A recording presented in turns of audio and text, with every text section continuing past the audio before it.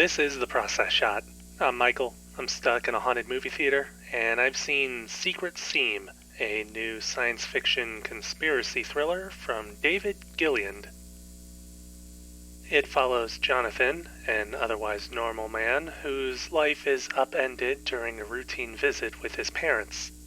A surprise raid leaves his mother kidnapped and his stepfather murdered, with his last message to Jonathan being to find the seam.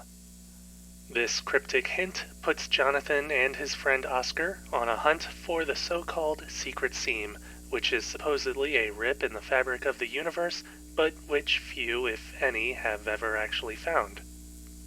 This hunt takes Jonathan across the country and into the secret sectors of Washington, D.C., as well as face-to-face with the secretive Men in Black, but not without being followed by hunters, a group who also seek the secret seam and will stop at nothing to find it.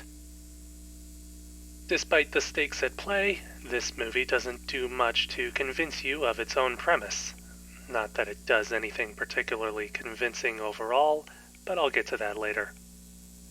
The story moves along at a rather quick pace, not because it's written out well, but more because it seems to follow a basic idea of getting from point A to point B within a scene, with as little realism or depth as possible.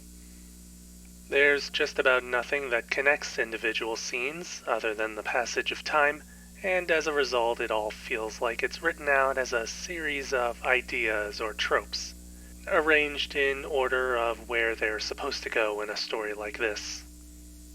The resulting experience pushes everybody along so forcefully, to put it one way, that there's no time for characters to be developed fully. The main cast gets enough time to confirm that they exist, but after that they're pretty much relegated to whatever the film needs them to be to keep things moving along. Then again, it might be for the best that they get through everything as quickly as possible for the audience's sake, because the acting ability across the board is far from appealing. I can forgive this for the most part, since this is pretty clearly a zero-budget production, but at no point does it feel like anybody is actually trying to act. Just about every character speaks their lines rather than performs, as if they were only given a few minutes to prepare, or didn't know that these rehearsal takes would be in the final cut. Every time somebody opens their mouth, it just makes me wonder if anybody had even thought about trying at all. This complete absence of polish and skill further applies to the film's technical details, which is definitely where the zero-budget production comes to light.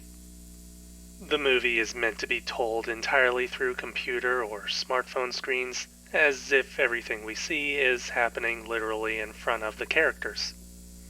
The filmmakers do make this look plausible, at least, but it's still so blatantly faked, with green screen footage of the cast layered upon pre-existing assets, screenshots, or even what appears to be somebody else's video game stream. The way that everything is slapped together gets even worse when multiple characters who are meant to be in the same location are clearly shot separately and edited together after the fact, with no concern for perspective or proportions. Even when somebody's shooting a scene in a real location, there's little done to make anything feel consistent, one example being a library where a living room ceiling fan is just out of sight. Or in another case, an old house supposedly being feet away from a national monument.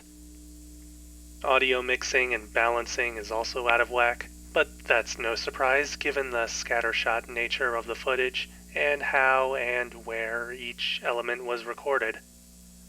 Special effects are, well, the whole movie is basically a special effect, and not at all a good one.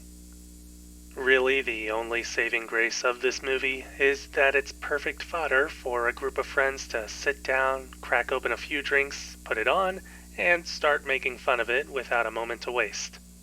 The only other question I have about this whole thing is whether or not it's actually one long-winded joke, and the film was made poorly on purpose.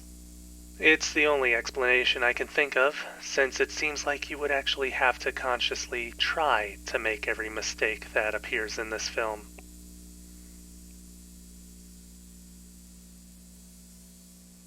Secret Seam. David Gilleand, 2023. Half a star. Again, I'd only recommend watching this if you've got people drunk and ready to scream at whatever's going on.